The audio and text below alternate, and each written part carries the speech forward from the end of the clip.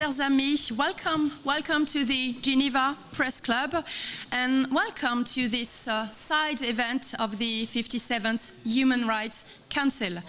This conference is dedicated to the theme Diasporas and Minority Rights, Opportunities Arising from Challenges. Welcome to the organizers of this event, who are the Independent Center for Research and Initiatives for Dialogue, and also the Training Center for the Development of Ex-Combatants, autrement dit the CEDAC. And I am very glad to give the floor to the person who will be your moderator this afternoon, Mr. Abdelaziz Mohamed. Mr. Mohamed is the main representative of the Centre d'encadrement et de développement des anciens combattants, CEDAC, the Center for Training and Development of Ex-Combatants. Mr. Mohamed, you have the floor for the afternoon. Thank you.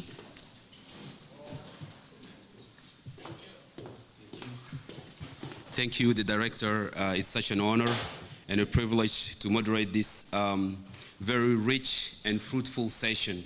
And I strongly believe that all our panelists, they have so much to offer and they have so much to share with us. So I want to welcome you on behalf of the CEDAC as an organization who's organizing this event with the CIRID.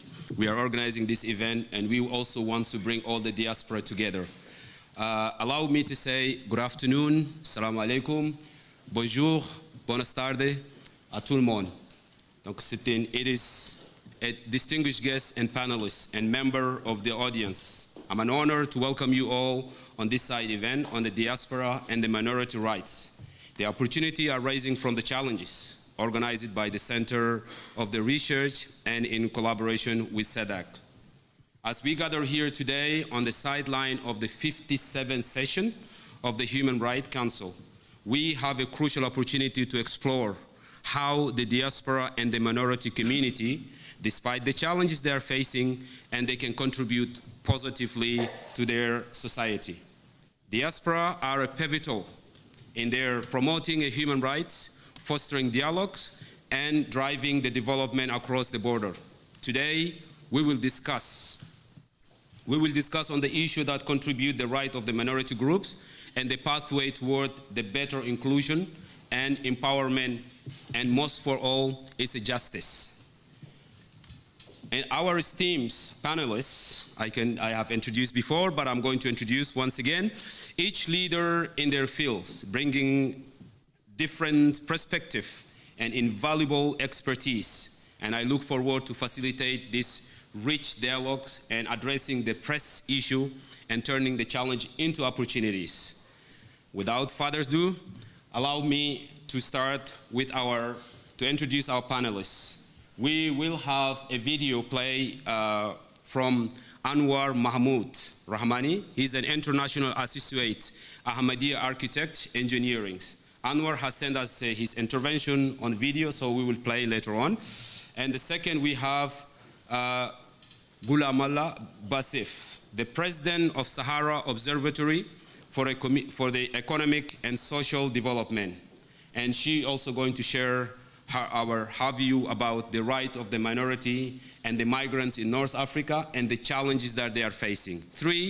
The third speakers, this is from the first panelist, will be Habib Rahmani, the coordinator at the International Charity Center, international organization, Qatar International Organization, and also he's a member of the Center of Independent and Research Initiative pour la Dialogue.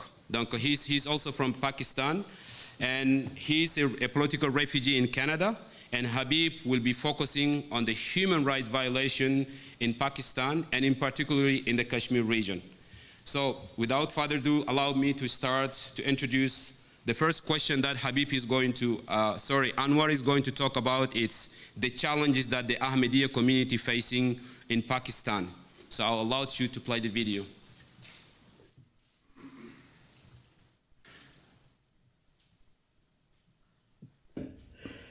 Ladies and gentlemen, esteemed colleagues and advocates of human rights, it is both a privilege and a responsibility to speak before you today as a representative of the Ahmadiyya Muslim community that has long been at the forefront of both innovation and humanitarian services, yet has, and continue to face systematic persecution. For decades, the Ahmadiyya community in Pakistan has been denied even the most basic democratic rights, including the right of the vote. Discrimination against Ahmadis is not only enshrined in Pakistani law, but entrenched in nearly every facet of life: employment, education, and even access to the fundamental human rights. This has driven many of our brightest minds to seek refuge in other nations, where they can contribute their talents without fear of persecution. One example from my own life is that as an Ahmadi Muslim, I am now standing as a candidate in the Swiss provincial elections. I am deeply grateful for the opportunity which Switzerland has provided me to serve my community, the broader society, and my nation, an opportunity that stands in stark contrast to the limited rights I had in my birthplace. This is not only an isolated case. The world highly honored scientist Dr. Abdul Salam, a physics Nobel Prize winner, and Sir Muhammad Zafarullah Khan, the Pakistan's first foreign minister and the president of the International Court of Justice and the former president to the United Nations General Assembly, are just two examples of prominent Ahmadi figures who, though forced to leave Pakistan, but were welcomed by the West, where their contributions to the humanity at large were celebrated and appreciated. Our community has not only focused on individual success. Through the International Association of Ahmadi Architects and Engineers, IAAE, we have been deeply engaged in humanitarian efforts that align with the UN Sustainable Development Goals, SDGs, whether it is providing clean water, developing renewable energy, microgrids, or constructing essential village infrastructure in some of the world's most disadvantaged regions. Our commitment, all delivered by the volunteers, and continues to scale. These contributions are not just about building structures, they are about building hope and resilience. The Ahmadiyya community's guiding principle of love for all, hatred for none, translates into action across the world. In regions where development aid is scarce, we have been able to uplift lives, enhance education, and improve health care. In closing, our contribution to humanity, even in the face of severe persecution, speaks to our enduring spirit. Whether through individuals like Dr. Abdul Salam or community efforts such as IAA's work in developing nations, we remain steadfast in our mission to serve humanity and uphold the dignity of every person, no matter the challenges we face. And at the last, I want to thank the organizers of CIRID for this opportunity to share a few words, and may we all continue our shared work for a more just and inclusive world. I thank you. Thank you. We want to thank Anwar for his intervention, even though he's not with us here, but we feel from his intervention that he gave us a feeling that he's here in this, room with us. So we appreciate him. And now we are coming back to our panelists. And as we said, even though we do have a gender balance here in this panel, and allow me to say that I think I'll have to start with Gajmoula Boussif. You have a 5 minute, and as I said before, she's going to speak about the rights of the minority and the migrants in the North Africa, and including the challenges that they are facing. You have the floor. Thank you. أولاً بسم الله الرحمن الرحيم والصلاة والسلام على أشرف الأنبياء والمرسلين. بداية أشكركم على هذه الفرصة لتناول موضوع حقوق المهاجرين والأقليات، والتي هي قضية عالمية قدم لها المغرب ولا زال يقدم استجابة، لا سيما فيما يتعلق بالمهاجرين سيرتو من جنوب الصحراء الكبرى وغيرهم من اللاجئين. إن حقوق المهاجرين والأقليات هي قضية عالمية لا زال المغرب يقدم فيها استجابة ملحوظة. ومنذ عام 2007 يلتزم المغرب بإنشاء شبكة من مراكز استقبال المهاجرين واللاجئين وملتمسي اللجوء بالشراكة مع مفوضية الأمم المتحدة لشؤون اللاجئين. أنشأ المركز الأول بالرباط، تلاه السلا والدار البيضاء سيدي مومن ووجدة، حيث باتت أدوار هذه المراكز تتخطى الأدوار التقليدية كتوفير المأوى والطعام، لتشمل كذلك تقديم الرعاية والدعم النفسي، كذلك توفير الدعم الاجتماعي، بالإضافة إلى التعليم للآلاف المهاجرين كل عام.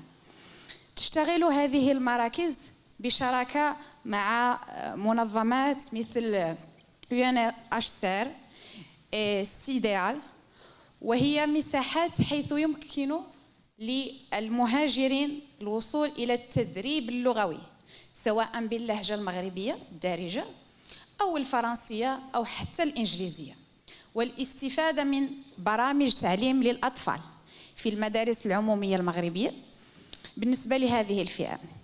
يتم كذلك تقديم تكوين مهني ملائم لتسهيل الاندماج الاقتصادي للمهاجرين في مختلف قطاعات الأنشطة. تلعب مؤسسة الشرق الغرب دورا محوريا في هذه المبادرة، حيث ترتكز جهودها على تحقيق الاكتفاء الذاتي للمهاجرين من خلال إنشاء تعاونيات أو اقتراح الأنشطة الثقافية متواترة لتعزيز الحوار بين الثقافات والتكامل الاجتماعي. وتجدر الإشارة إلى أن الفئات الأكثر هشاشة مثل الأطفال غير مصحوبين بذويهم والأشخاص ذوي الاحتياجات الخاصة والنساء المعرضات للخطر يتمتعون بالوصول خاصة إلى مساكن آمنة وغرف الطوارئ. هذا من جهة. من جهة أخرى، الإدماج الاقتصادي للمهاجرين في المغرب. استطاع الاقتصاد المغربي اليوم استيعاب جزء كبير من المهاجرين، خاصة في مدن الدار البيضاء وطنجة والداخلة والعيون، حيث يساهمون بشكل فعال في النشاط الاقتصادي المحلي. في مدينة الداخلة والعيون، الأقاليم الجنوبية للمملكة المغربية، على وجه الخصوص يعمل العديد من المهاجرين في قطاع الصيد البحري، بينما يعمل آخرون في التجارة والخدمات ومجموعة من الهياكل الأخرى أو القطاعات الأخرى. وقد استفادت هاتان المدينتان بشكل خاص من الالتزام المغربي بتنمية المنطقة وتشجيع اندماج المهاجرين اقتصاديا واجتماعيا وثقافيا حتى سياسيا.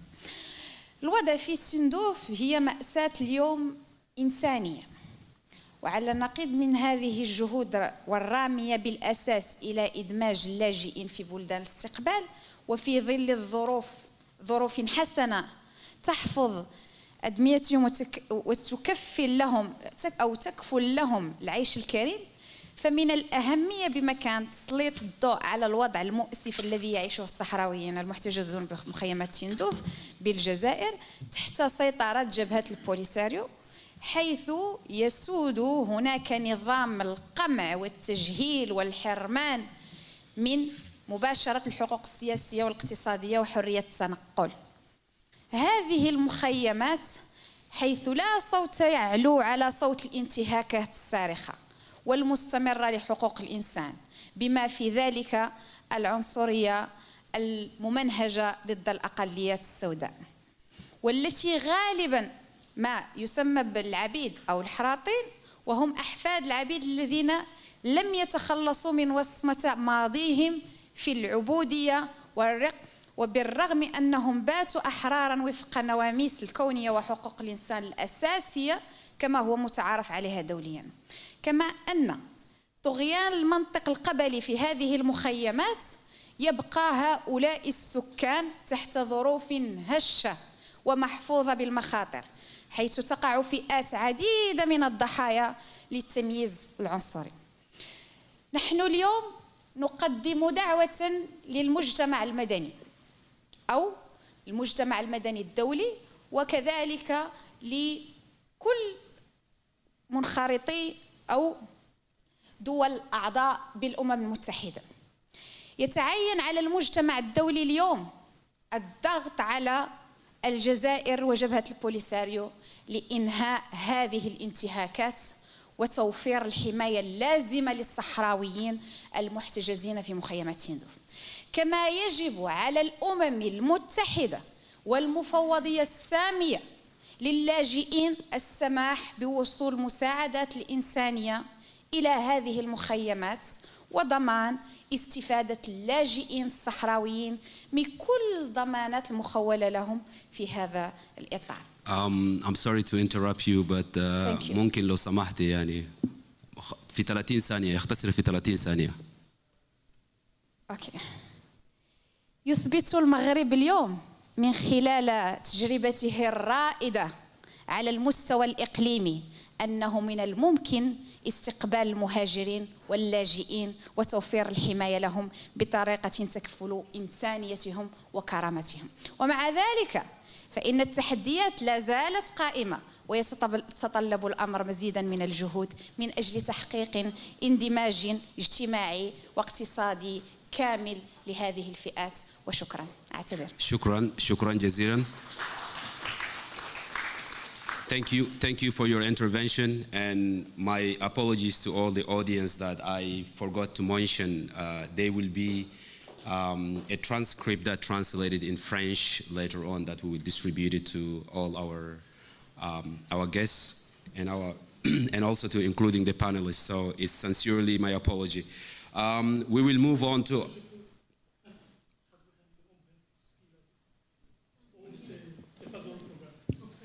Non, je vous en prie, ouais, je vous en prie, parce que j'ai en train de regarder les traducteurs avant. Mais ouais, je vous laisse 2-3 minutes pour résumer, s'il vous plaît. Juste les résumés. Ouais. Ok. Merci beaucoup. Donc, tout d'abord, il a remercié les organisations pour organiser cette panel qui est important. Donc, il a parlé des droits de l'homme depuis 2007. Il a fait un aperçu sur les bonnes pratiques que le Maroc a fait durant ces dernières années, à savoir le partenariat avec le Haut Commissariat des droits de l'homme au Maroc, aussi les centres d'accueil qui sont à Rabat et Casa, à Agadir et à Oujda. Aussi, il a parlé du partenariat, la formation linguistique, l'intégration des migrants dans la société civile, dans l'accès à la santé, l'accès aux différents aspects sociaux. Donc aussi, il a parlé de l'inclusion économique. Donc j'ai parlé de ça. À Tanger et à Dakhla. À Dakhla, il a donné un exemple. Il y a beaucoup des immigrants qui sont adaptés et inclus dans la société civile. Il a fait aussi un focus sur la situation des tragédies humaines, surtout dans les camps de Tindouf, où il y a les violations systématiques envers les minorités noires, à savoir l'esclavage et tout ça. Il s'appelle, surtout, on l'appelle les haratines, les habites. le tribalisme qui ici. Donc aussi à la fin, il a fait une demande, une recommandation à la communauté internationale, au Haut Commissariat des droits de l'homme, de surveiller et faire des fact-minding mission dans les camps de Tindouf et pour pouvoir aussi améliorer la situation des migrants et les minorités à Tindouf. Et merci. Shukran, merci beaucoup pour la traduction. Et je présente encore pour la deuxième fois notre excuse. Donc, I will present my apologies for the lack of the coordination from the beginning. And I will assure you that the rest of our panelists, they are all going to speak in English. So feel free to take a note and also prepare your question. We will have a time for the question from the audience. So last but not least, we are going to give the floor to to Habib Rahmani. I'm not going to go back to what I have said before about your what you do, but I'm also going to mention that what you are going to speak about, so at least our audience will be aware of what you are going to speak about. So Habib, as I said, you are a political refugee in Canada. That's first thing. It gives you more advantage, and you are also considered one of the minority in this building. Two, you are also going to focus on the human rights violation in Pakistan, and particularly in the Kashmir region. And also it's a part of the reason why you left your own country and you seek for a political protection in Canada. So you have the floor. You have 5 minutes. Thank you for having me here to talk with a remarkable gathering on the 57 Human Rights Council session as a side event in Geneva Press Club. It's a great opportunity for me to express myself, my people, my region, and as well as my state. I would like to bring your notice the ongoing human rights abuses in Pakistani held Azad Jammu Kashmir, where the population has been deprived of their political, social, and economic rights since the occupation on October 22nd, 1947, at the time of the division of the subcontinent. However, the non-violent civil rights movement has been arisen and was forcefully crushed by the Pakistani authorities since May 11, 2024. Until now, residents of the AJK have been demonstration against the unfair taxes and utility bills, walking toward Muzaffarabad, the capital of the Azad Jammu Kashmir Pakistani held area. Pakistani Rangers and Punjab Constabulary violently dispersed the protests, resulting in the tragic death of the 3 youth on May 13, 2024. The state declined to prove the entity accountable for this violence and opted to press charges against 55 peaceful demonstrators instead. Upon receiving direction from Pakistan, 3 political activists, one of whom is the female university students, was accused of violating the harsh blasphemy law, leading to the arrest and grant of the female student. Furthermore, on August 13, 2024, a young activist named Raja Zarnosh was arrested in my native district, Bagh, AJK, and his current location is still undisclosed. This is the overview of the present circumstances. I am seeking the forum attention to address this issue and implore Pakistan to stop these brutal actions. This is briefly my... Thank you, Habib. Thank you. And just I want to share, because I am the citizen of the former state of Jammu Kashmir, which was occupied by the Pakistan in October 22, 1947. From that time up to now, we are suffering by all kind of the brutalities, all state repressions, everything is there. Because, you know, Pakistan have the one political party, one political power, that is Pakistan Army. They control everything. They brutally deny the right of the people. Not only this, Ahmadi communities, the genocide in Balochistan as well, all the people knows, and in Sindh, in Pashtun, and everywhere is happened. So I seeking to this forum to raise this question, to accountable the Pakistan in international, through the international community, to save our people and to save our people's rights. Thank you. Thank you, Habib, for your intervention, and it's really so resourceful, and also thanks for the taking in consideration the timing. So I really appreciate that.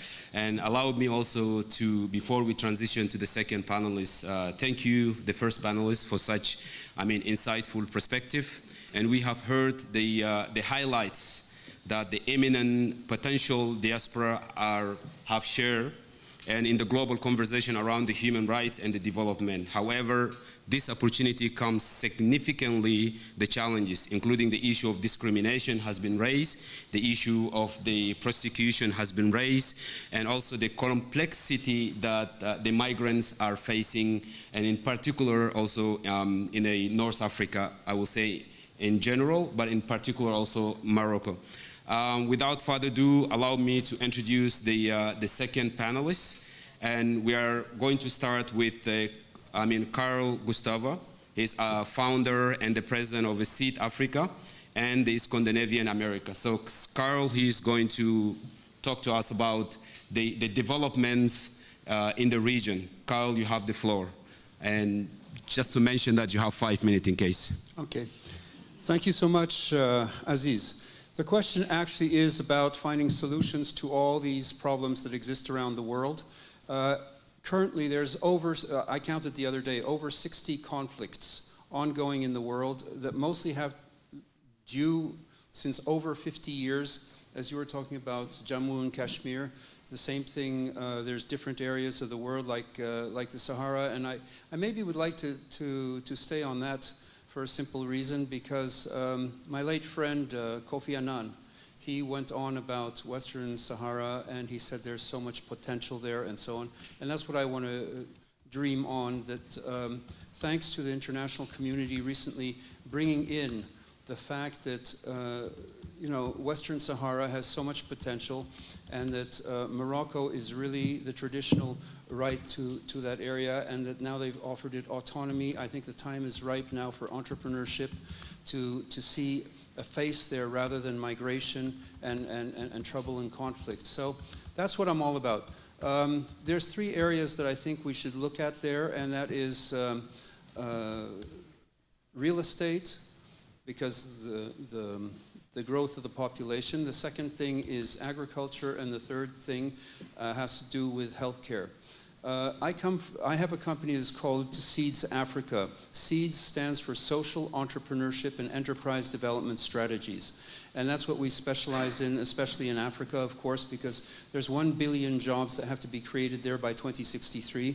And I think that, wherever we can start really moving entrepreneurship onto the scale there, and coming away from a lot of the traditional financial problems that exist, or the system that was set up after the Second World War, which essentially was very good for Europe and Japan, but at the cost of the Global South. I think that has to change now. The Global South is the richest place on earth, both in terms of humanity, of wisdom, of natural resources, and it's time for industrialization in the fourth industrial revolution to take place. And I think they are extremely well situated for that. Over the next 30 years, it's expected that up to 50% of the world's population will become migrants. Why do we have to have migration from Africa when it has all their natural resources and everything? Starting with Morocco, with Western Sahara. I mean, what a beautiful place. They have the seashore, they have everything they have going for them. So that's basically my message. What are the possibilities to get people to move, to master their destiny? And you can master your destiny in one way. It's taking the courage to believe in what you are, in who you are, and then to grow up your industry around that. Each place is contextual. So I mean, depending on the town, the city, the region, and so on, we can formulate different solutions to each place. And I think that's really the hope I have. I've been active on 4 continents. I've set up more than 300 companies as a social entrepreneur. And the way I look at it is that, you know, we talked about Jammu and Kashmir, we talked about Pakistan and the Ahmadiyya community that's run all over the world now because they have to leave Pakistan. The same thing exists in 60 other places. Let's make Africa the hub of the world. Let's make it the place where finance and so on is created, where it is used effectively, and not only borrowed money, because that's where the riches come from. I don't have much else to say except that, what did I put on the bottom of my speech here? A call to action. Let us unite supporting the pathway to peace and prosperity by fostering local governance and encouraging entrepreneurship that we can ensure a brighter future for the people of the southern provinces of Morocco.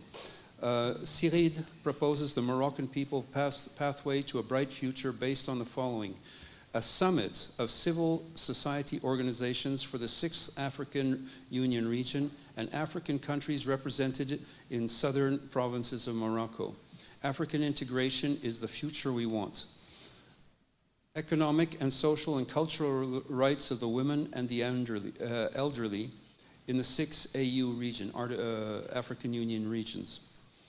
4th, enhanced policy of investment and job creation on the continent through African Continental Free Trade Area. And 5, protocol for the freedom of movement of people, including youth, launch dialogues for Pan-African citizenship. All this is to give the identity and the dignity back to the African people. And that's what we're all about, dignity. Thank you. Thank you, Carl, for your intervention. And it's, as we said, you have managed the time, and congratulations. Let us move to the next speaker. Unfortunately, Eric is not, we still are not able to join Eric. So we are going to apologize for the inconvenience and also the technical error that I think occur in between us and Eric on the other side. So that will lead us to give the floor to Dr. Rehman Zaman. He's the Egyptian community of the Balkan, North Macedonia, offering insight on the Balkan Egyptian diaspora and how the ethnic minority integrate into a broader national form. And the question will be, how does the integration of the Egyptian, especially and particularly in the North Macedonians, go, and what sort of challenges that have they faced? You have the floor. Thank you, moderator. It's very nice to be here today. Even you give me a question now, but I have my PowerPoint presentation as we make the agreement previously with the organizers. So I don't know now, should I keep the PowerPoint presentation or just to answer the question? No, absolutely, you're free. You can go with your PowerPoint, and if you've got some couple of seconds just to briefly say, I believe that in your PowerPoint it has mentioned some of the... Yeah, it's mentioned, but also I make some common terminal with the Pakistan issue. Yes, he is there, and for that reason, okay. So you have 5 minutes, go ahead. Oh, it's a big problem.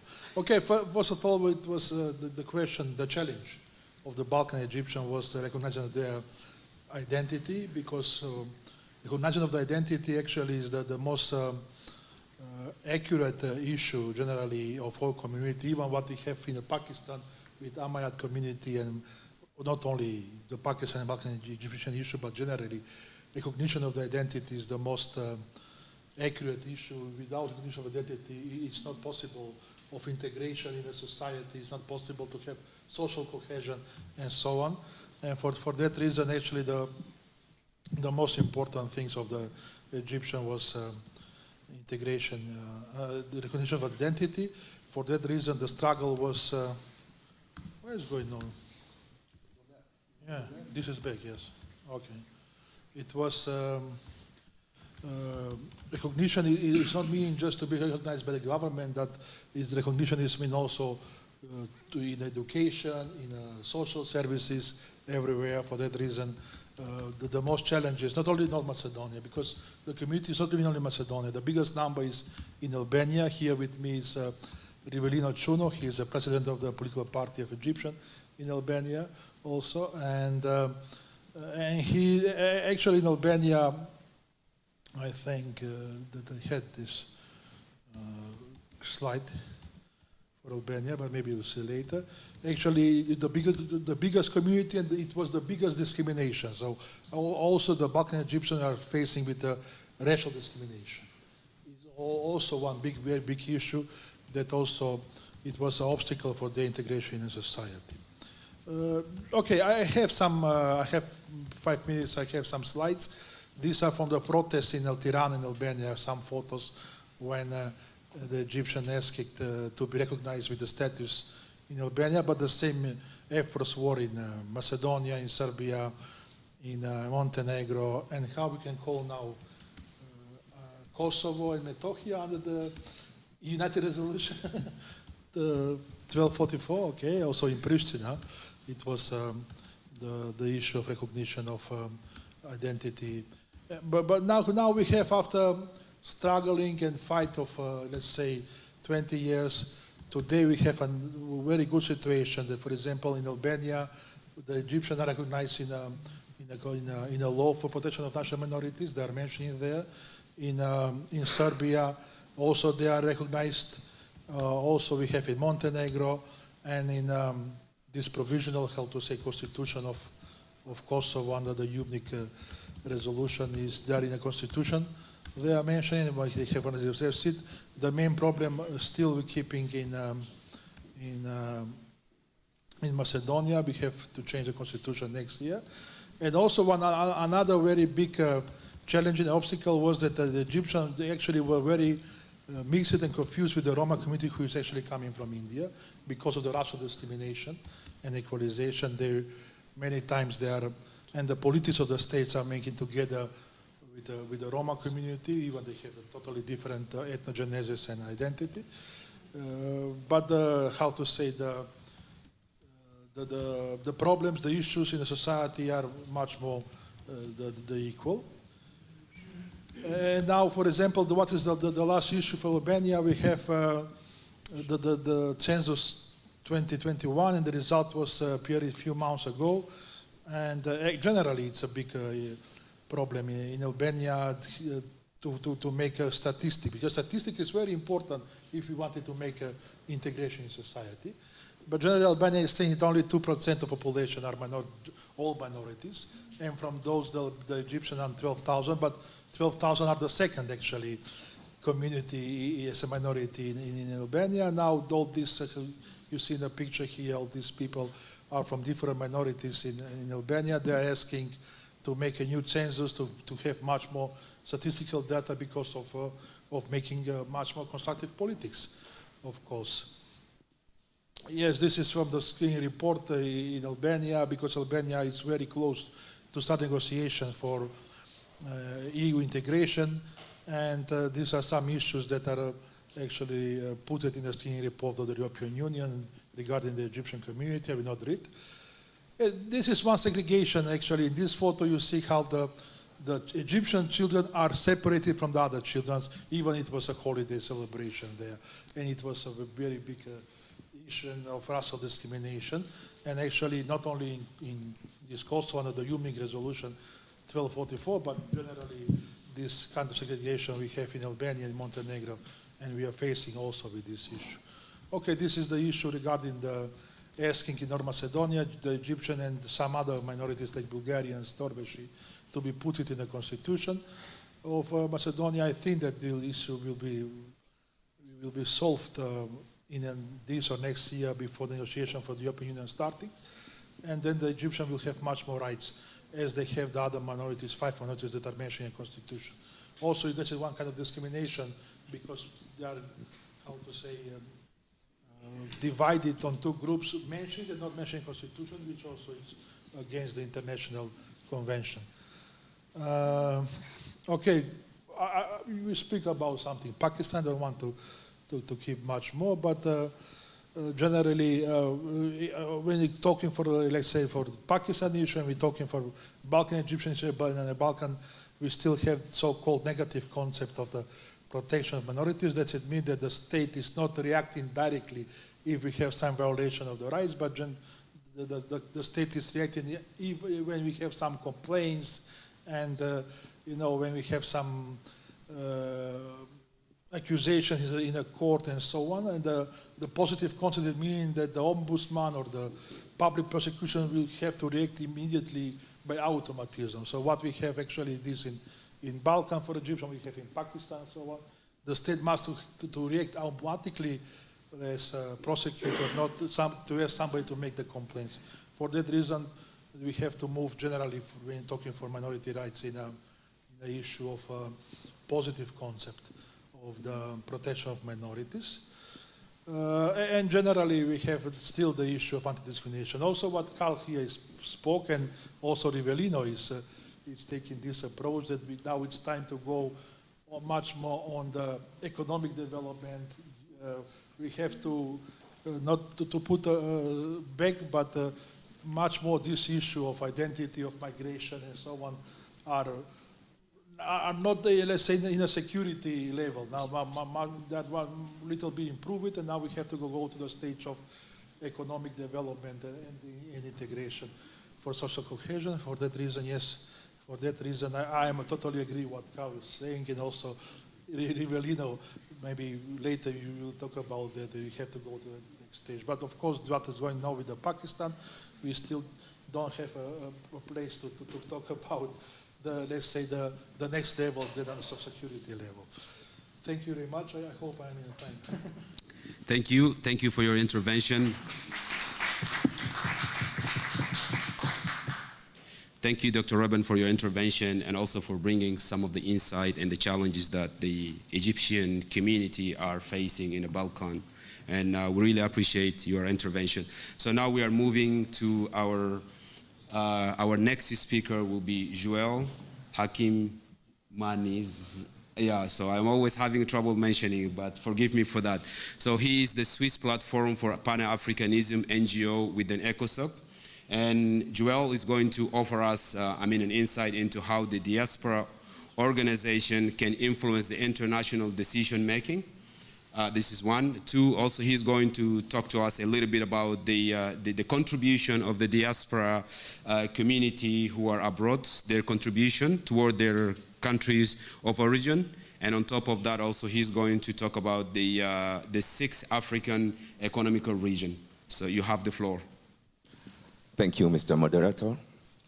I have a petition.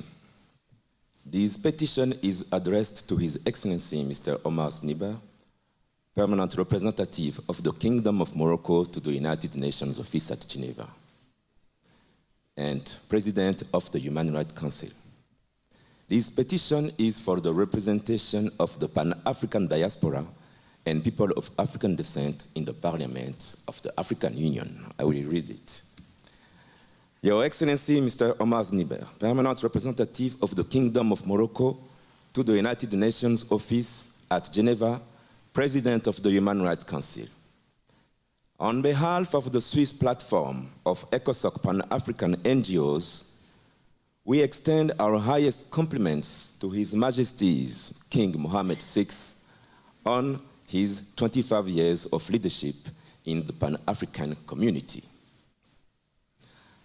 On this special occasion, we respectfully seek the support of His Majesty and the Kingdom of Morocco for the representation of the Swiss African Union region, comprising the Pan-African diaspora and people of African descent in the Parliament of the African Union. This petition is deeply inspired by the pioneering spirit of Pan-Africanism, following in the footsteps of visionaries like Henry Sylvester Williams in 1900. Williams organized the first Pan-African conference in London, where he submitted a petition to Queen Victoria advocating for the rights of people of African descent to play a leading role in the development of Africa. Just as Williams called for the global recognition of African contribution, we submit this petition in hopes of advancing democratic representation for the Pan-African diaspora in today's African Union. Your Excellency, we respectfully present this petition during this today's press conference at the Swiss Press Club, and we kindly request your esteemed office to convey our appeal to Rabat. We seek the valuable assistance of His Majesty King Mohammed VI in advocating for the formal representation of the Pan-African diaspora and people of African descent in the Parliament of African Union. The ambassadors, members of the press, distinguished delegates of the 57th Human Rights Council, CIRID, the Independent Center for Research and Initiative for Dialogue, has enjoyed a privileged partnership with the Kingdom of Morocco since its establishment in 1996. Under the leadership of our president, Mr. Deo Hakizimana, CIRID was founded to promote dialogue in African international relations. In 2016, with the endorsement of the President of Senegal, CIRID launched the Pan-African Award for Dialogue, with His Majesty King Mohammed VI graciously accepting the position of chairperson of the honorary committee. This award has since been granted to prominent figures, including Emperor Moro Naba of Burkina Faso and Mama Ngina Kenyatta, mother of the Kenyan nation, in recognition of their efforts toward peace and unity in Africa. It is with this framework of collaboration and shared commitment to African unity that we now call upon His Majesty's support for the institutionalization of the 6th African Union region, representing the Pan-African diaspora and people of African descent. What is the 6th African Union region? The 6th region was conceived in 2004 with the launch of the new Partnership for Africa's Development, NEPAD, when African leaders recognized 5 economic communities at the Foundation for Africa's Development, meaning Central Africa, East Africa, Southern Africa, West Africa, and North Africa.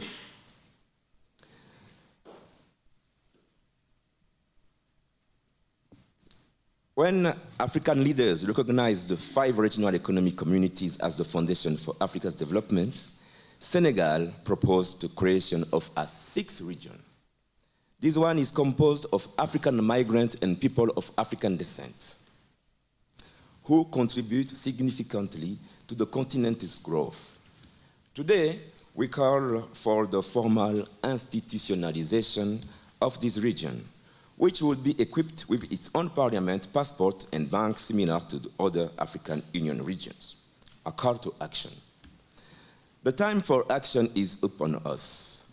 As we enter an era of unprecedented global interconnectedness and African economic integration, the formal recognition of the 6th African Union region is essential for the African Continental Free Trade Area Treaty, which came into force in 2019, allows for the free circulation of goods across signatory countries. We strongly believe that the Free Movement Protocol should be extended to include the 6th region, enabling people of African descent to fully participate in Africa's development. Under the leadership of His Majesty King Mohammed VI, may God assist him, we have a unique opportunity to advance the cause of the Pan-African diaspora. We respectfully request that the African Union take formal steps to organize a summit for the 6th region, gathering civil society leaders and government representatives to strategize its institutionalization. A Swiss African region exists. Switzerland is home to a significant African diaspora, particularly citizens of Moroccan descent, which presents a unique opportunity for collaboration. We request the cooperation of the Moroccan Mission and the Office of the High Commissioner for Human Rights to organize a side event at the upcoming social forum. This event would bring together civil society leaders from the African diaspora in Switzerland to draft a plan for the region's development. We are confident that a second conference hosted in the Kingdom of Morocco would provide the ideal platform for civil society organizations of the 6th African Union region to gather, strategize, and formalize their representation in the African Union Parliament under the auspices of His Majesty King Mohammed VI. In conclusion, we express our deepest gratitude to His Majesty and the Kingdom of Morocco for their leadership in African diplomacy. We look forward to strengthening this partnership in the pursuit of our shared goal, the full recognition, development, and representation of the Pan-African diaspora and the people of African descent in the Parliament of African Union. We thank you in advance for your kind attention and assistance. Thank you. Thank you. Thank you, Joel, for your intervention. And now we are coming to our last but not least, our last speaker, Jawad Ahmed. He is the human rights defender from Jammu and Kashmir, an Indian. So Ahmed, actually, he's going to talk to us about the minority challenges, the minority that are facing challenges in Pakistan and the role of the diaspora. You have the floor. Thank you. Very good afternoon. My name is Javed and I am from Jammu and Kashmir, India. I'll be speaking on the plight of minorities in Pakistan. Pakistan, since its inception in 1947, has witnessed systematic and widespread oppression of its religious and ethnic minorities, including Hindus, Christians, and Sikhs. These communities, many of whom are from marginalized castes, continue to face atrocities at the hands of religious extremist groups. Disturbingly, the Pakistani state remains silent or complicit in these abuses, leading to severe violations of human rights. Religious minorities in Pakistan face continuous discrimination, deprivation of basic rights, and violent persecution. The Hindu and Sikh minorities in particular have endured forced conversions, abductions, and targeted killings. Young girls from these communities are forcibly married and converted to Islam, while their families face immense pressure to migrate, often fleeing to India for safety, and most of them are living in the Indian side of Jammu and Kashmir. Despite families face immense pressure to migrate, despite international human rights mechanisms, these violations persist with little or no intervention or accountability from Pakistan's government or global institutions. The destruction of minority places of worship, particularly Hindu temples, underscores the entrenched religious intolerance in the country. Thousands of temples have been desecrated or destroyed since 1947, yet the perpetrators have not been held accountable. The declining Hindu population, now reduced to less than 2% from over 15% at the time of partition, reflects the systematic targeting of these communities. Educational curriculum in Pakistan often promote intolerance and hatred towards Hindus, fostering a culture of exclusion and suspicion. Religious extremism has further marginalized minorities, with radical groups frequently committing acts of violence with repercussion. Media censorship in Pakistan often masks the true scale of these abuses, while social media platforms provide a glimpse into the harsh reality facing these communities.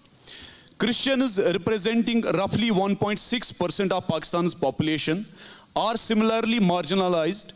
Many converted from Dalit communities in India prior to partition in hopes of escaping caste-based oppression. However, they continue to face both caste-based discrimination and religious persecution in Pakistan, particularly under the country's blasphemy laws, which are frequently used to target Christian communities.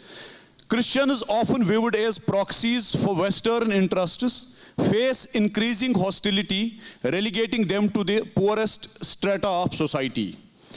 Pakistan's nationalist identity, built in opposition to a perceived Hindu India, exacerbates the plight of its minorities. This narrative not only invites religious persecution, but also encourages cultural and political discrimination against Hindus and other religious minorities. Pakistani Hindus, frequently seen as agents of India, face an environment where their rights are continually eroded with little protection from the state.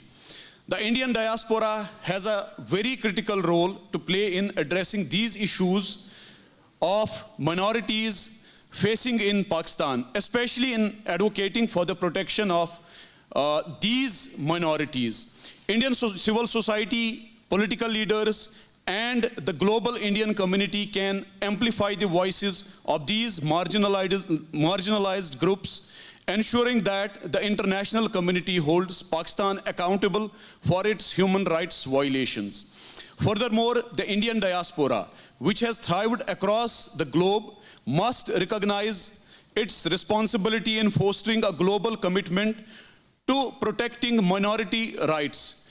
Advocacy for a safer environment for religious and ethnic minorities in South Asia, including Pakistan, is a moral imperative that must be championed in diplomatic, economic, and humanitarian efforts. In conclusion, Pakistan's treatment of its minorities demands urgent attention. The international community, including the United Nations Human Rights Council, must press Pakistan to uphold its obligations to protect the rights of all its citizens. This is not only a question of safeguarding human dignity, but also ensuring that the values of tolerance and pluralism are respected globally. The Indian diaspora, with its significant influence, should play an active role in this effort, advocating for justice and equality for all persecuted communities. Thank you so much. Thank you, Jawad. Well, thank you, Jawad. And luckily, we managed to fix the technical problems that we had to rejoin the founder and the president of CEDAC. And luckily, we have Eric online. Eric, just quickly, he's a former chairperson of the Burundi Global Diaspora. He's the current president and the founder of CEDAC. And his work with the Burundi Global Diaspora provide a perspective on how the diaspora community maintain the connection with their homeland. And the question that Eric is going to address today is are the minority group right has been respected in Burundi? And if yes, can you tell us, Mr. Eric, and also what about the Batu minority in Burundi? You have the floor, Eric.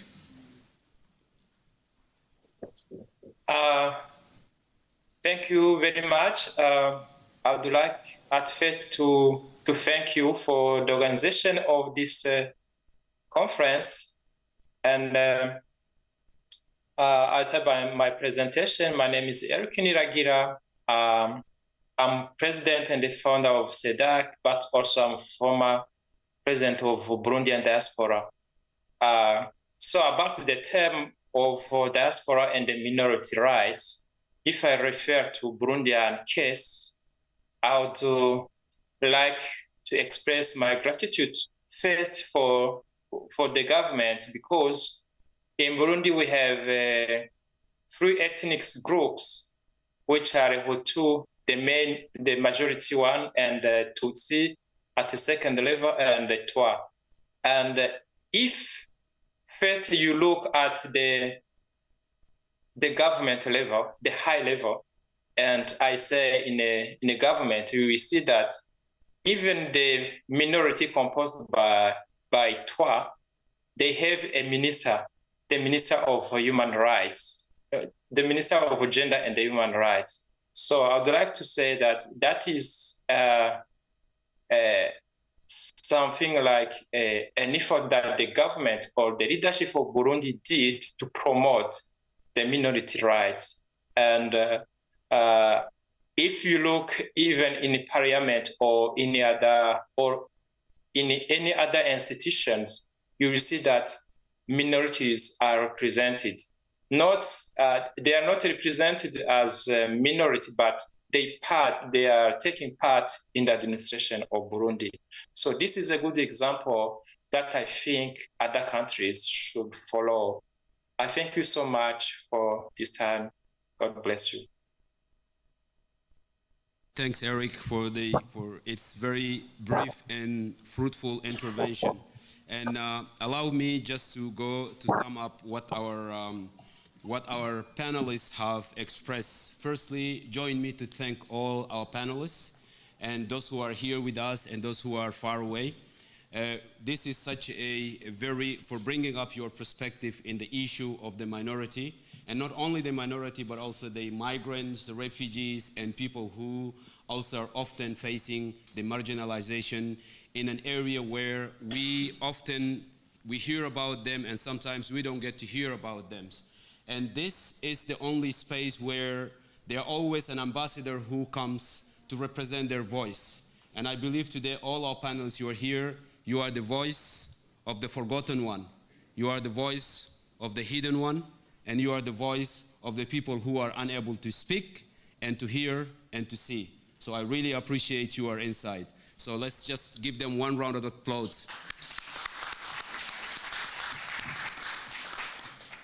In regarding our very briefly summary, in regarding of our first intervention, I would just want to summarize what the speakers have mentioned. Anwar actually spoke widely about the discrimination that the Ahmadiyya groups are facing in Pakistan, as well as the persecution that they are facing. But not only that, despite all of this, they have contributed to the development, and in particular in the clean energy, and as well as in the developments in a different sector when it comes to education and other sector. Gulamallah Boussif, I'm sorry, I always forget your name, I mispronounce your name, so forgive me. Also, she talks about the contributions of the migrants, in particular in Morocco, and also the role of the Moroccan government towards helping migrants to integrate through language courses and through also the integration of migrants into a business. And Habib also spoke about the persecution of the minority that is still continuing on a daily basis in Pakistan, and also he urged the international community not to allow the other crisis to overshadow the crisis of the minority in Pakistan. And in terms of our the second panelist, Carl spoke about the opportunity that will rise in terms of when we look at the current positions of African. And as someone who's an entrepreneur, he has a vision that through some of the recommendations that he proposed, we would get to a point where to reduce the migration and also as well as to offer an opportunity. And Robin, you mentioned something which is very important, that the recognition of the identity of the Egyptian community in the Balkan. And I believe this is something very crucial. And before even we say minority, first we have to recognize them as a minority. So they need an identity to be recognized as a minority. And we really appreciate your insight. And as well as you talked about the few Balkan countries took the initiative to recognize some of the Egyptian community in the Balkan. And as well as you mentioned something about the segregation. And I think it's something that we kind of forgot about long time ago, since the US crisis in America and the black and white crisis, but it's coming back again. So it means that it still exists. And I hope that from this platform, we could all raise our voice together to put an end to this segregation. And toward our next speaker, Joel, has actually, first he mentioned, the petition toward the King of Morocco, and regarding the African migrants and the Pan-Africanism Parliament to be recognized. That's the first step, and I think it's something that's crucial, and it needs to be recognized. And also he mentioned about the 6th African region to be also, and the role of the diaspora and this African region and the African descent also need to be recognized. And lastly, he also touched upon the freedom of movement of the goods within Africa, and which is something very crucial. And there's always a lesson to learn, and I believe that this is the fruit of the diaspora community, because we are not only learning here, but also we are taking some of this back home. And particularly like in Europe, they have a freedom of movement of the goods, so also why can't we have the same, replicate the same policy in Africa? And Jawad, thank you for drawing our attention about the violation of the minority in Kashmir, and also the lack of an accountability. And on top of that, also you have mentioned the role of the social media, and I believe the social media in some area have played a pivotal role in a contribution of the development, but in some area also have been used as a weapon of the destruction to the minority group, or also to silence the minority group. And lastly, Eric has also, he concluded the session, so I don't need to go over what he has said, but he has concluded the side event. So this will allow us to have at least 22 minutes for the, for the intervention and the question. So now I'm opening the floor for the question. So briefly, make your question short, direct your question toward the speakers, which speakers, and introduce yourself briefly. You have the floor. Assalamu alaikum. Thank you very much. Hafid Wardiri from the Interknowing Foundation in Geneva. Happy to be there with you and happy to learn more about minorities. I enjoyed to hear everyone, but I want to ask a question. How all these minorities, who are sometimes used one against the other, how they are able to be together, to be in front of the majority who denied their existence and their rights? Thank you.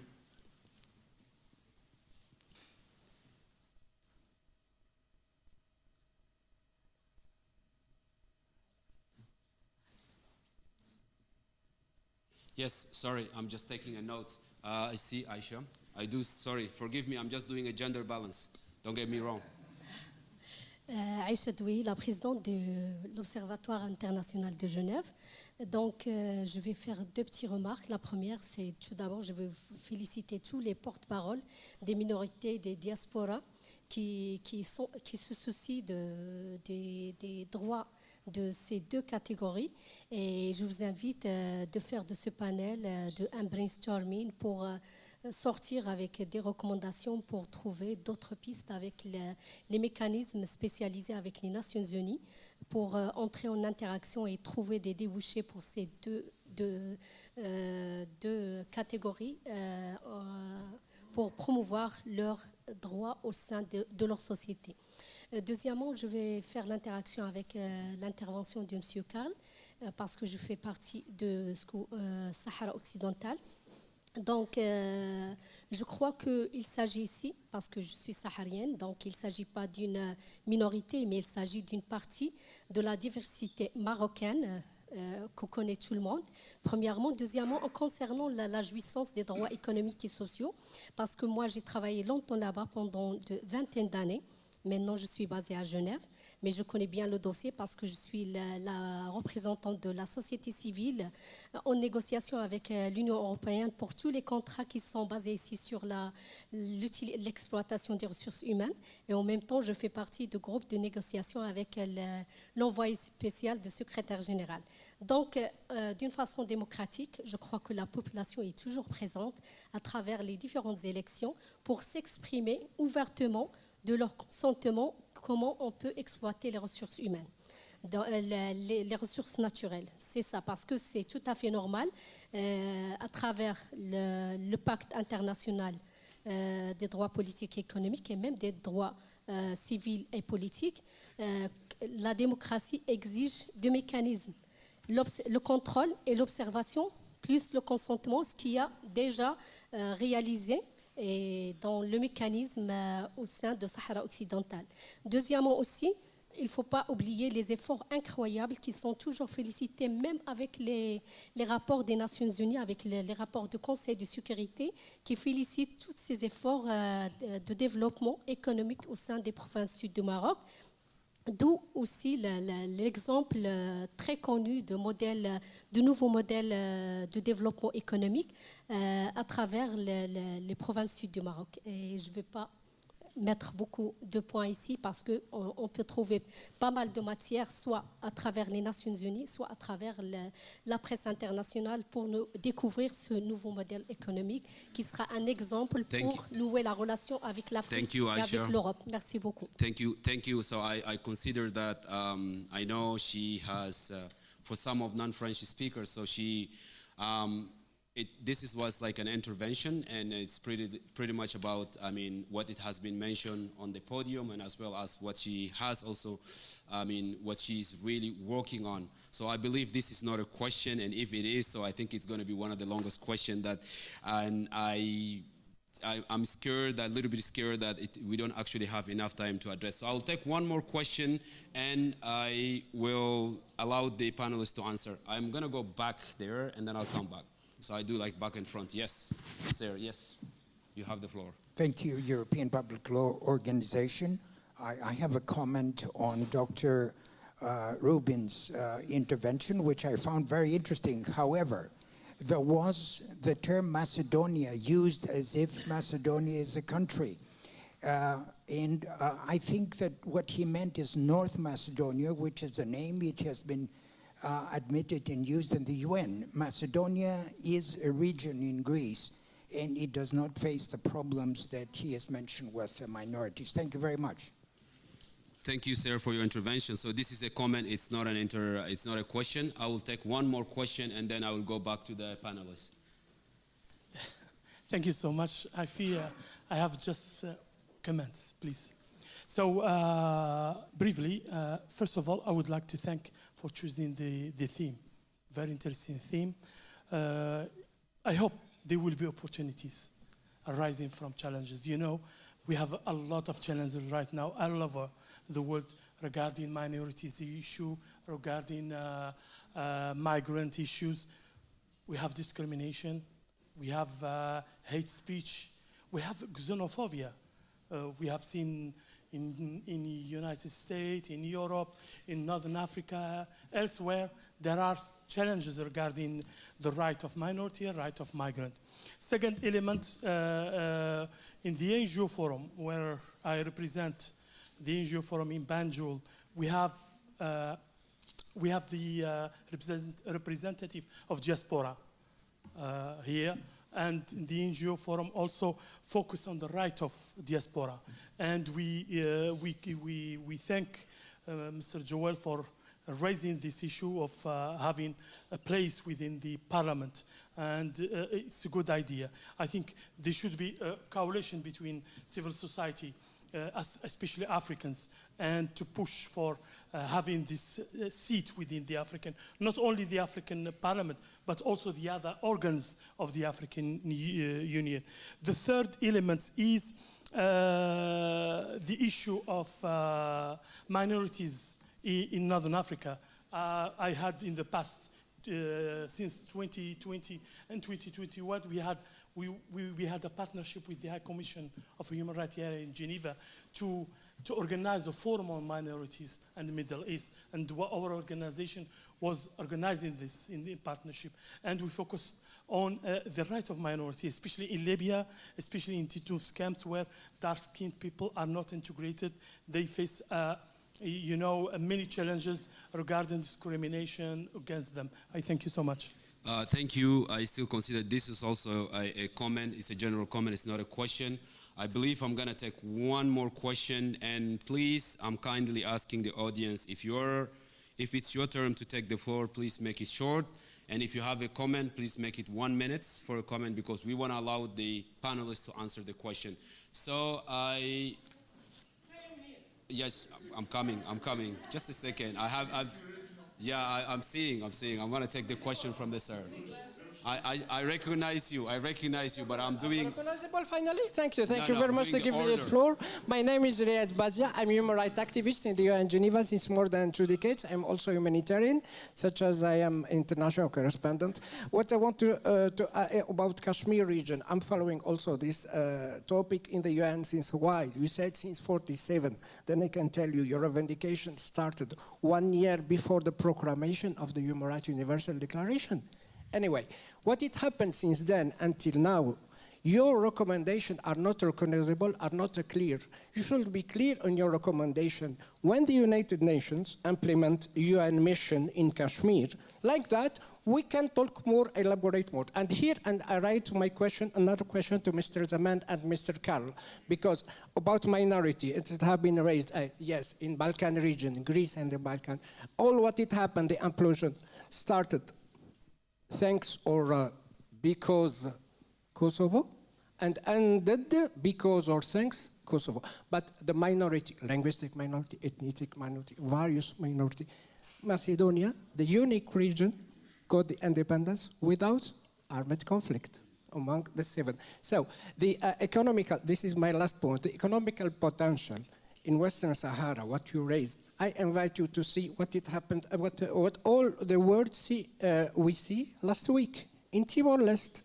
You see what it happened in Timor-Leste? There was the UN mission implemented in the same time, MINURSO in Western Sahara, and in Timor-Leste. All what it, and the successor of Kofi Annan, Guterres, visited Timor-Leste. So, you see, if we believe in MINURSO, if me, as a head of MINURSO, hear you, Mr. Carl, or he didn't hear you, yeah, let me ask my question. I didn't ask you anything, please. I didn't interrupt you. Please. Let's just Let have me the order. finish. Let's just have You the are not order the of the room. moderator. Please, let's just have the order of Yeah, the room. shut up.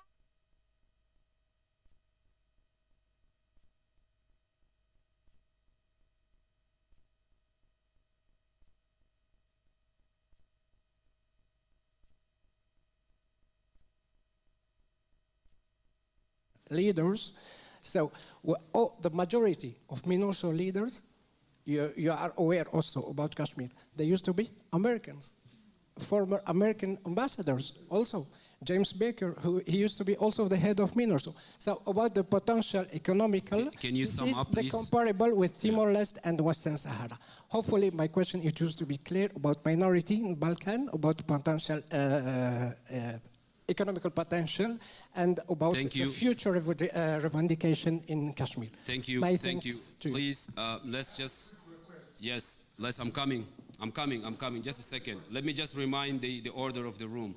I think we should have one, language-wise, 2, behavior, 3, we are all adults, we are not a kid. So the way we respond at each other, it has to be on order, and it has to be with the respect of despite of our age differences. So please forgive me if I interrupt, but I have to give the floor to the panelists because we still have 10 minutes, and I'm just letting the panelists know that the first question is a general question for all the panelists, and I'm only allowing each panelist 1 minute. 1 minute. So the question is, how can the minority comes together to overcome the domination of the majority? This is the first question. And the rest, I believe most of them, they are intervention, but there is a question directed to you, Robin, and there is a question that directed to you, Habib. But I'm offering you 1 minute and 1 minute each to answer this question. So I will start with Jawad.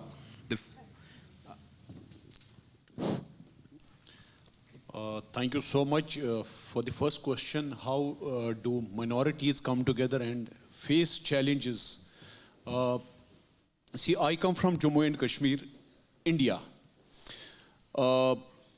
Kashmir, unfortunately, was divided into 3 parts. One part was illegally occupied by Pakistan in 47 because we Kashmiris have signed an instrument of agreement, that is instrument of accession with the Union of India. So the parts taken over by Pakistan, they have mistreated them. Their minorities are facing this kind of suppression. In Jammu and Kashmir and Ladakh regions, it is world's most beautiful place, and we call it paradise on earth. There is no discrimination in our part. But on the other side, Pakistan has given one part of it on a platter to China. They are also facing discrimination. This common platform for us, a friend of mine from the illegal occupied Jammu Kashmir region, which is illegally occupied by Pakistan, we are sitting together, raising this issue. So common platforms are needed. That's where we can raise these issues to challenge dominance of majorities. Thank you. Thank you. In these concluding remarks, I want to thank you, the chairperson of the Swiss Press Club, for giving us the opportunity to raise the issue of protection of minority and diaspora.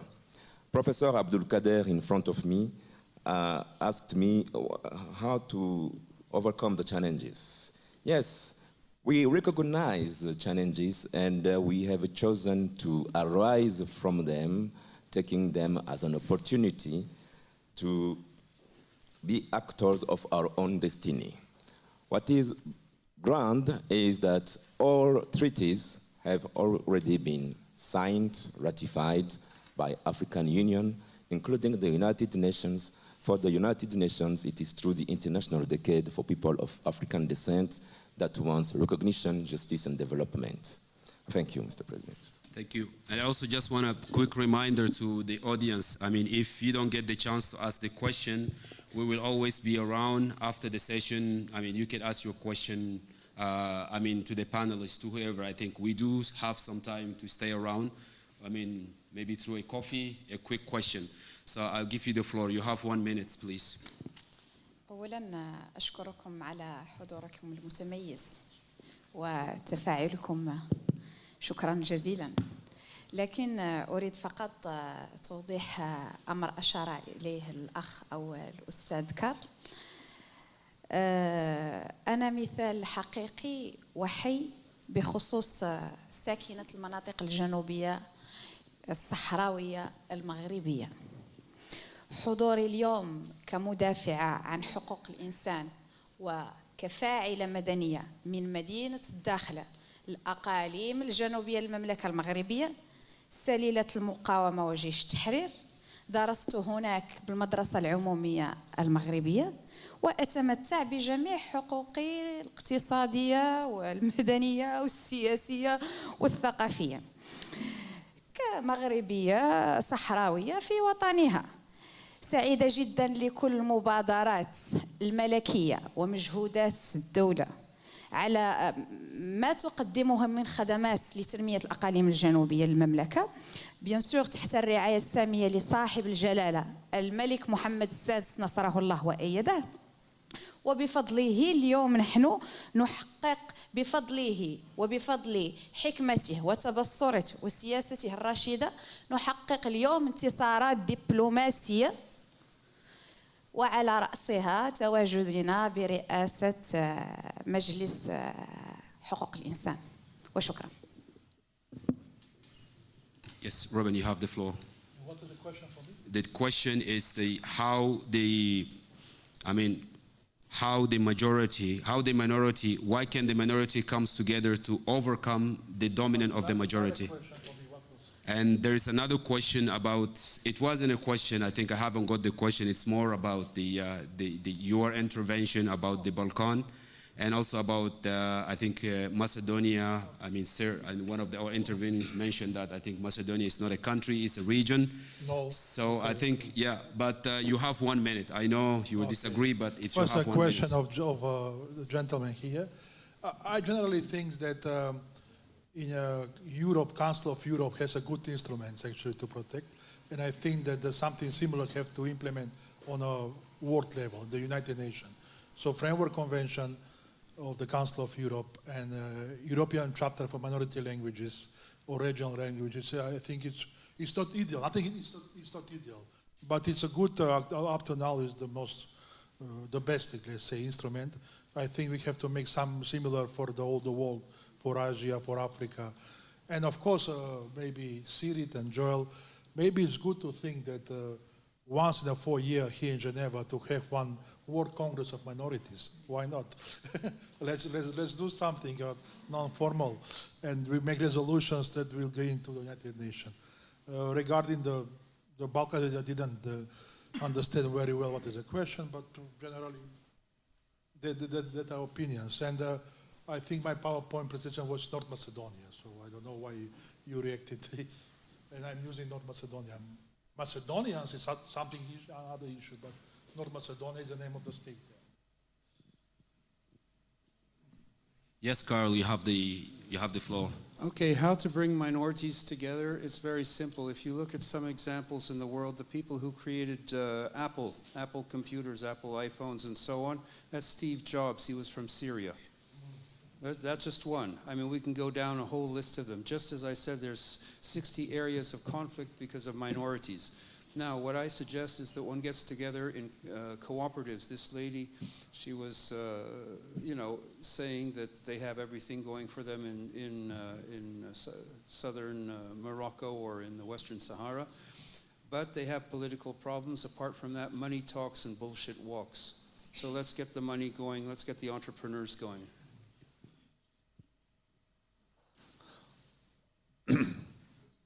My friend, it's a conflict in Kashmir is a very complicated and long-standing.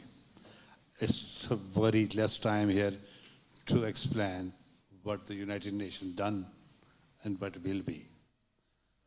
In short, August 1948, the UN resolution was passed. Pakistan invasion in state of Jammu Kashmir. Pakistan must withdraw their army and civil contingent from the state of Jammu Kashmir, while India will be reduced their forces 70% and 30% forces will be there until unless the plebiscite will be held. And Pakistan denied to withdraw their troops and civil contingent. The conflict is day by day goes complicated, long-standing, and people are suffering by this. This is the short answer. If we want, we can sit together, we can discuss in detail, but this forum is very limited time.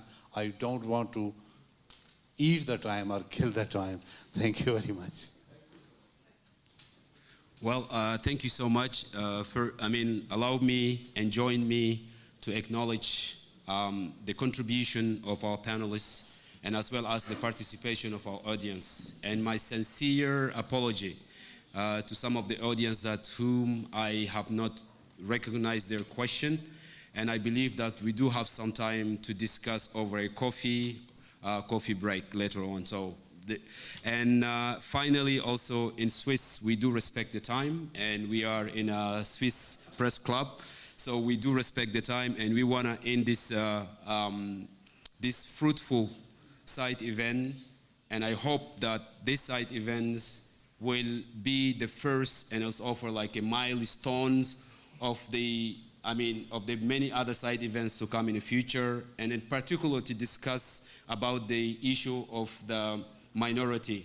And when I say minority, are not only specifically the people who are living in the country. Minority could be referred to a migrants, minority could refer to a refugee, minority could be referred to a people who are persecuted in an unknown area, minority could be also, could replicate even our existence here in Switzerland as well. Some of us, they consider us a majority, some of us consider us minority. But most importantly, here we do have our rights and we are accessing our fully right. And we believe that also it's offering us a platform where we could bring the voice of others. And without further ado, I would like to ask all the panelists to join me to give one round of applause to all of our panelists and to your approach. Thank you.